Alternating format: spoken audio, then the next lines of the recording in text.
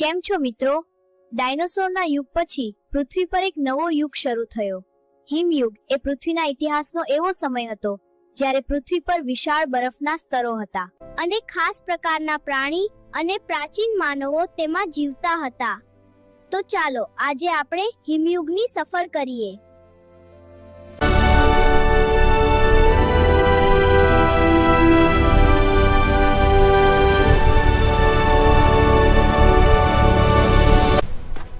આ છે હિમયુગ, જ્યારે પૃથ્વીનો મોટો ભાગ બરફથી ઢંકાયેલો હતો.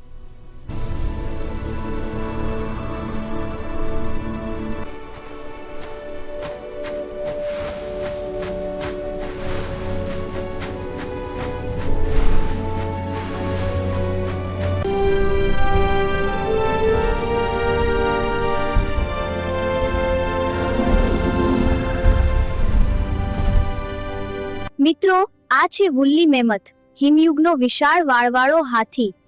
આ પ્રાણી હાથી જેવી ટોળામાં રહેતું અને ઘાસ તથા છોડ ખાઈને જીવન જીવતું. તેના શરીર પર લાંબા વાળ અને જાડું ચરબીનું સ્તર હતું, જે તેને કડક ઠંડીમાં જીવવા મદદ કરતું હતું.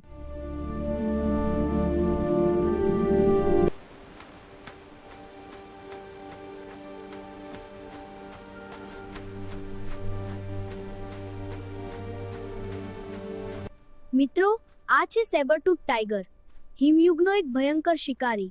તેના લાંબા અને તીક્ષ્ણ દાંત તેને ખૂબ શક્તિશાળી શિકારી બનાવતા.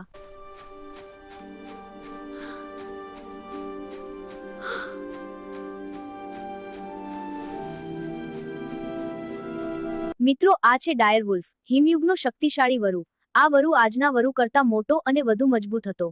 તે સામાન્ય રીતે ટોળામાં રહેતો અને સાથે મળીને શિકાર કરતો.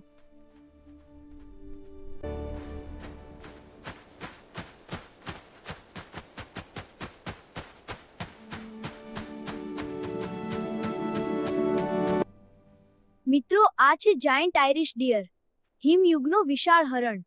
આના શિંગડા ખૂબ મોટા હતા અને 4 મીટર જેટલા પહોળા થઈ શકતા.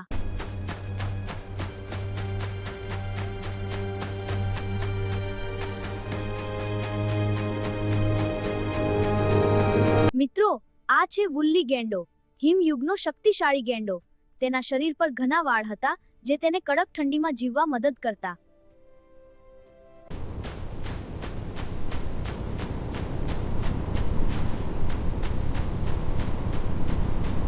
મિત્રો, આ છે હિમયુગનો ઘોડો.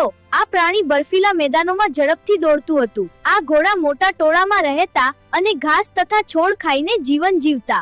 મિત્રો, હિમયુગમાં જીવન સરળ નહોતું. ક્યારેક અચાનક ભયંકર બર્ફીલા તોફાનો આ સમગ્ર પ્રદેશને ઘેરી લેતા. આ તોફાન દરમિયાન પ્રાણીઓએ જીવતા રહેવા માટે એકબીજાની મદદ કરવી પડતી.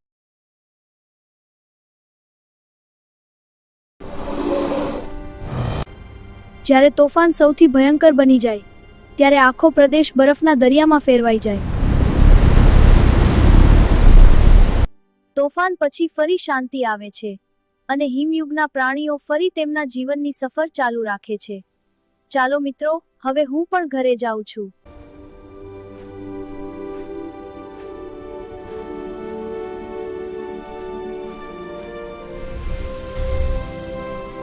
તો મિત્રો, આ હતી હિમયુગની અદ્ભુત વાઇલ્ડલાઇફ સફર. મજા આવીને? તો ચાલો મિત્રો, ફરી મળીશું એક નવી વિજ્ઞાન સમયયાત્રામાં.